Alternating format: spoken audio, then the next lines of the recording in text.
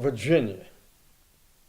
I moved here when I was here to Roanoke when I was 11 years old.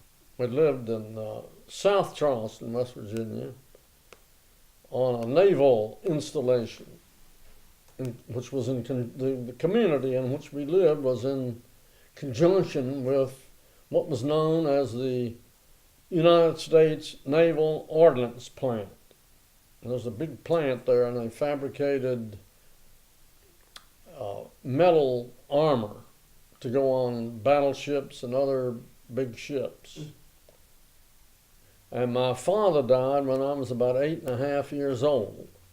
And my mother didn't like it in West Virginia too well. She liked the people, but she didn't like the environment with the chemical plants and so forth, and the scenery. And so she wanted to get back to Virginia to be near her relatives, her aunts and uncles. So she moved us back here. I first saw her, she and I both were working for a department store downtown. I was going to school in North Carolina. And in the summer, I had a job working in the men's department in Leggett's department store on the first floor. And she worked in the piece goods department down in the basement. And I saw her a time or two, and I said to myself, she's a pretty girl, but I don't know, I never did try to meet her or anything. And then I met her again some years later at Youth for Christ, and I wasn't too much interested in it.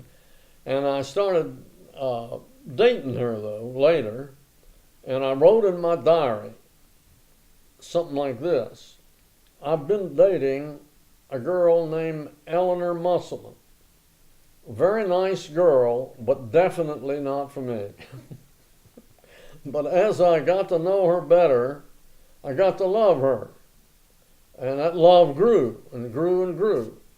She was intelligent, she was pretty, and she was kind of quiet. And then she got a little louder. But anyway, that's about it, I guess.